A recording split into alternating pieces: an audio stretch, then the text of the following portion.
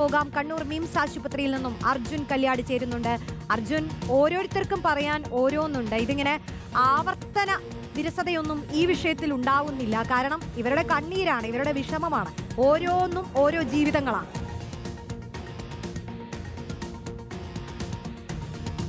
റോഷ്നി, തീർച്ചയായും ശരീരത്തിനൊരു മുറിവ് പറ്റിക്കഴിഞ്ഞാൽ ആശുപത്രിയിലേക്ക് അതിവേഗം ഓടിയെത്തും. ആ മുറിവിൽ മരുന്ന് വെച്ച് കെട്ടി ഇവരെല്ലാം നമ്മുടെ മുറിവുണക്കും. പക്ഷേ ഇവർ അനുഭവിക്കുന്ന കണ്ണുനീരിൻ്റെ ആ മുറിവുണക്കാൻ ആർക്കും കഴിയുന്നില്ല എന്നുള്ളതാണ് ഇവിടെ നിന്ന് നമുക്ക് മനസ്സിലാക്കാൻ വേണ്ടി കഴിയുന്നത്. ഏറ്റവും പ്രധാനമായി 10 ലക്ഷം മുതൽ 16 ലക്ഷം രൂപ വരെ ഈ നഴ്സിംഗ് പഠിക്കാൻ വേണ്ടി ഈ നിൽക്കുന്ന ഓരോരുത്തരും ചെലവഴിച്ചതാണ്. പക്ഷേ ഈ ഘട്ടത്തിൽ പോലും ഇവർക്ക് അർഹമായിട്ടുള്ള വേതനം ലഭിക്കാൻ വേണ്ടി, അത് ലഭിക്കാൻ ആവശ്യമായിട്ടുള്ള നിയമ നടപടികൾ സ്വീകരിക്കാൻ വേണ്ടി അധികാരപ്പെട്ട ആരും തന്നെ തിരിഞ്ഞു നോക്കിയിട്ടില്ല എന്നുള്ള ബുദ്ധിമുട്ടാണ് ഇവർ ഓരോരുത്തരും പറയുന്നത്. നിസ്സഹായതയുടെ, ദൈന്യതയുടെ കണ്ണുകൾ ഇവിടെയുള്ള ഓരോരുത്തരുടെയും കണ്ണുകൾ നോക്കുമ്പോൾ നമുക്ക് മനസ്സിലാക്കാൻ വേണ്ടി കഴിയുന്നുണ്ട്. കാരണം ഇവരൊക്കെ വലിയ പ്രതീക്ഷയിൽ പഠിച്ചതാണ്. ഇനിയിപ്പോൾ ഇവരെല്ലാം പറയുന്നത് ഇവിടെ നിന്ന് നാട് വിടുക എന്നല്ലാതെ മറ്റു മാർഗമില്ല. ആ അവസ്ഥയിലേക്കാണ് കാര്യങ്ങൾ പോകുന്നത്. കാരണം പഠനത്തിനുള്ള ചെലവ് പോലും തിരിച്ചു കിട്ടാത്ത അവസ്ഥ, നിത്യജീവിതത്തിന് പോലും കഴിയാത്ത അവസ്ഥയിലാണുള്ളത്. പലരും കുടുംബമായിട്ടുള്ളവരാണ്. അവരുടെ മക്കളുടെ പ്രതീക്ഷകൾ, അവരുടെ എല്ലാം കാര്യങ്ങൾ പരിഗണിക്കപ്പെടാൻ പോലുമുള്ള തുക ഇവർക്ക് ലഭിക്കുന്നില്ല എന്നുള്ളതാണ് ഏറ്റവും പ്രധാനപ്പെട്ട ആവശ്യം. ഇപ്പോൾ നിങ്ങൾക്ക് 10-12 മണിക്കൂറൊക്കെ സാധാരണ രീതിയിൽ ജോലി ചെയ്യേണ്ടി വരുന്നുണ്ട്. പേരിൻ്റെ അറ്റത്ത് ഒരു മാലാഖ എന്നുള്ള ഒരു ടാഗ് ലൈനും കൂടി വെച്ച് കഴിഞ്ഞാൽ അത് വെച്ച് ഭക്ഷണം കഴിക്കാൻ വേണ്ടി കഴിയുമോ എന്നുള്ളതാണ് നിങ്ങൾ നേരത്തെ എന്നോട് ചോദിച്ചത്. അത് തന്നെയാണ് ഞങ്ങൾക്ക് നിങ്ങളോടും അല്ല എല്ലാവരോടും ഈ ലോകത്തോട് തന്നെ ചോദിക്കാനുള്ളൊരു കാര്യം ഇത് തന്നെയാണ്. മാലാഖ എന്നൊരു പേര് വെച്ച് കഴിഞ്ഞാൽ ഒന്നും ആവില്ല. നമ്മളെല്ലാം ജീവിക്കുന്നതും പൈസ വേണം. പൈസ ഇല്ലാണ്ട് ഒരു കാര്യം നമുക്ക് മുന്നോട്ട് പോവില്ല. നമ്മുടെ അടിസ്ഥാന ശമ്പളം 40,000 എന്നുള്ളൊരു ആവശ്യം ഉന്നയിച്ചിട്ട് ഏതാണ്ട് ഒരു 7-8 വർഷമായി. ഒരു 3 വർഷം കൂടുമ്പോഴും നമ്മുടെ സാലറി റിവൈസ് ചെയ്യേണ്ടതാണ് സർക്കാർ. പക്ഷേ സർക്കാർ എന്താണെന്നറിയില്ല, അവരുടെ കെടുകാര്യസ്ഥതയാണോ അതോ നമ്മളുള്ള ഒരു നിസ്സംഗഭാവമാണോ എന്നറിയില്ല. 7 വർഷമായിട്ട് നമുക്ക് ഇതുവരെ ഒരു സാലറി പുനഃക്രമീകരിച്ചിട്ടില്ല. അപ്പോൾ അതിനു വേണ്ടിയിട്ടാണ് നമ്മൾ ഈ നടത്തുന്ന ഓരോ പ്രയത്നങ്ങളും. ഈ കഴിഞ്ഞ 21-ാം തീയതി ഞങ്ങൾ തൃശ്ശൂർ നമ്മളൊരു മെഗാ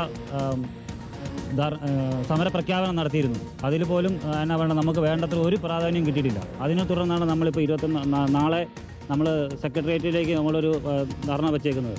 അതിൽ നിന്ന് ഇത് സർക്കാർ കണ്ണു തുറക്കുക എന്നാണ് നമ്മുടെ ആവശ്യം.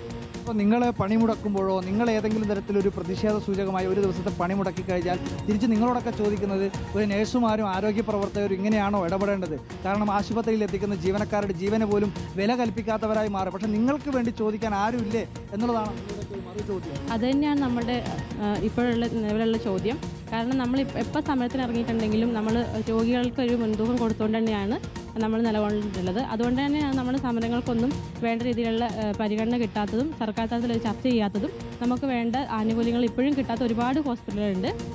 മാനേജ്മെൻറ്റ് തലത്തിൽ നമ്മൾ ഒരുപാട് സംസാരിച്ച് ഏകദേശം അവർ തരാമെന്നുള്ള രീതിക്ക് നിൽക്കുകയാണെങ്കിൽ പോലും ഗവൺമെൻറ്റിൻ്റെ അടുത്ത് നല്ല സുപ്രീം കോടതിയുടെ അടുത്ത് ഒരു വേണ്ടപ്പെട്ട ഒരു നിയമനം കിട്ടാത്തൊരു ഓർഡിനൻസ് കിട്ടാത്തതുകൊണ്ടാണ് ഞങ്ങളുടെ സാലറി ഇപ്പോഴും ഈ ഒരു വളരെ സാധാരണ നിങ്ങൾക്ക് കിട്ടിക്കൊണ്ടിരിക്കുന്നത് 20,000 25,000 ഒക്കെയാണ് നിങ്ങൾ കിട്ടുന്നത്. അതിനും താഴെ കിട്ടുന്നവരുണ്ട്. പക്ഷേ നിലവിൽ ഇവിടെ കിട്ടുന്ന 20-22 കിട്ടുന്ന സ്റ്റാഫാണ് നമുക്കുള്ളത്. എങ്കിൽ സംഘടനേൻ്റെ ബലമുള്ളതുകൊണ്ട് മാത്രമാണ്. അതുപോലും കിട്ടാത്ത ഒരു മിനിമം വേജസ് ഇന്ന് വരെ നടപ്പിലാക്കാത്ത 2 ഷിഫ്റ്റ് ഡ്യൂട്ടി എടുക്കുന്ന ഒരുപാട് സ്റ്റാഫ് നമ്മുടെ കേരളത്തിൽ ഇപ്പോഴും ഉണ്ട്. ഇപ്പോൾ ഒരു ദിവസം നിങ്ങൾക്ക് എത്ര മണിക്കൂർ ശരാശരി പണിയെടുക്കേണ്ടി വരാറുണ്ട്? 8 മണിക്കൂർ എന്നുള്ളതാണ് വെപ്പ്. പക്ഷേ നിങ്ങൾക്കൊക്കെ അത് മതിയാവില്ലല്ലോ. ഇല്ല, 8 മണിക്കൂർ, ചിലപ്പോൾ അത് 10 മണിക്കൂറാകാം, 12 മണിക്കൂറാകാം. നമ്മുടെ ഇപ്പോൾ ഞാൻ വർക്ക് ചെയ്യുന്ന ഓജിലാണ്. അതിൻ്റെ സാഹചര്യ സമയം അനുസരിച്ച് നമ്മൾ ചിലപ്പോൾ 12 മണിക്കൂർ, ചിലപ്പോൾ അതിലും മേളിൽ പോയിട്ടുണ്ട്. പക്ഷേ അതിനുള്ള ഒരു സാലറി, അതായത് ഈ അടിസ്ഥാന ശമ്പളം എന്ന് പറയുന്നത് നമ്മൾ ചോദിക്കുന്നത് ദിവസ വേതനത്തിൽ 1331 രൂപ മാത്രമേ ഉള്ളൂ. അതാണ് നമ്മൾ ചോദിക്കുന്നത്. 40,000 എന്നാണ് അടിസ്ഥാന ശമ്പളം വരുമ്പോൾ ദിവസ വേതനം വരുന്നത് 1331 രൂപയാണ്. നാട്ടിലെ ഒരു കൂലിപ്പണിക്ക് പോയി കഴിഞ്ഞാൽ 1300 രൂപ ഇപ്പോൾ കിട്ടും. ഇപ്പം ജയിലിൽ പോയാൽ തന്നെ 550 രൂപ കിട്ടുന്നുണ്ട്. അപ്പോൾ നമ്മൾ കൂലിപ്പണിക്ക് പോയാൽ 1000-1500 രൂപ വരെയാണ് ഇപ്പം കിട്ടുന്നത്. അപ്പോൾ നമ്മൾ നഴ്സുമാർക്കിവിടെ മിനിമം വേതനം വളരെ കുറവാന്ന് പറയുന്നത് വളരെ മോശമല്ലേ? നമുക്ക് വേണ്ടി ആരും ചോദിക്കുന്നില്ല. ഒരു മീഡിയ പോലും നമുക്ക് വേണ്ടി പറയുന്നില്ല. നമുക്ക് വേണ്ടി നമ്മൾ തന്നെ മുന്നിട്ട് ഇറങ്ങുന്നു. ഇത്രയും നാളായിട്ടും നിങ്ങൾ റിപ്പോർട്ടർ TV മാത്രമാണ് നമുക്ക് വേണ്ടി ഒന്ന് ചോദിക്കാൻ വന്നത്.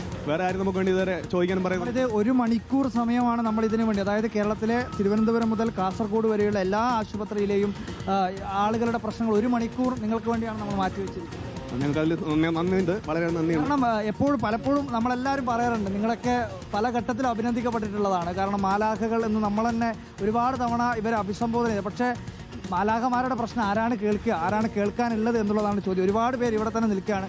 ഇപ്പോൾ തുടർച്ചയായ രീതിയിൽ നിങ്ങൾക്ക് ഇപ്പോൾ അവഗണനയാണ് നേരിട്ടുകൊണ്ടിരിക്കുന്നത്. തീർച്ചയായും നല്ലൊരു അവഗണന ഞങ്ങൾക്കുള്ളത്. ഇപ്പോൾ ഓരോ കാര്യത്തിനായിക്കോട്ടെ, അതിപ്പോൾ നമുക്ക് ഒരു കാര്യത്തിലെന്നല്ല പറയുക, എല്ലാ കാര്യത്തിലും നമ്മളെ മാലാഖമാരെന്ന് വിളിക്കും. ശരിക്കും നമ്മളെ മാലാഖമാരെന്ന് വിളിക്കേണ്ട ആവശ്യമില്ല, കാരണം നമ്മൾ പണിയെടുക്കുന്നത് നമ്മുടെ മുന്നോട്ടുള്ള ജീവിതത്തിന് വേണ്ടിയിട്ട്. അർജുൻ, ഓരോരുത്തരും അവരുടെ ജീവിതം പറയുമ്പോൾ, ഈ ജോലിയുമായി ബന്ധപ്പെട്ട് അവർ നേരിടുന്ന പ്രശ്നങ്ങൾ പറയുമ്പോൾ അത് ഓരോന്നും കണ്ണീർ കഥകൾ തന്നെയാണ്. ഇത് വിട്ടുകളയാൻ പറ്റുന്നതല്ല. അവർ പറയുന്നത് പോലെ നമ്മൾ ഈ 1 മണിക്കൂറിലും തീരുന്നതല്ല ഈ വിഷയം. ഒരു മെഗാ ലൈവത്തോണായി.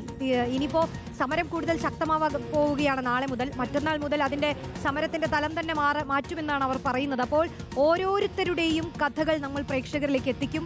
അത് അത്രത്തോളം പ്രാധാന്യമുള്ളത് കൊണ്ട് തന്നെയാണ്. കാരണം ഇവർക്ക് ശമ്പളം ലഭിക്കണം. അത് സർക്കാർ ഒരു മിനിമം ശമ്പളം എന്നുള്ളത് ഫിക്സ് ചെയ്ത് കൊടുക്കണം എന്നുള്ളതാണ്. ഇവരിപ്പോ ജോലി ചെയ്യുന്ന സ്ഥാപനങ്ങളിൽ പോയി ശമ്പളം ചോദിക്കാത്തവരല്ല, പലകുറി ചോദിച്ച് മടുത്തവരാണ്. അങ്ങനെ ചോദിച്ചപ്പോഴും അവർ പറയുന്ന ഒരു കാര്യം എന്ന് പറയുന്നത് സർക്കാരിനോട് ചോദിക്കൂ എന്നാണ്. സർക്കാർ തീരുമാനിക്കട്ടെ, അതാണ് നമുക്ക് പറയാനുള്ളത്. സർക്കാർ തീരുമാനിക്കണം. ഒരു തെരഞ്ഞെടുപ്പ് സമയത്ത് പോലുമാണ് ഇങ്ങനെ ഒരു സമരം അരങ്ങേറാൻ പോകുന്നത്. പ്രേക്ഷകരെ, നമുക്കൊരു വളരെ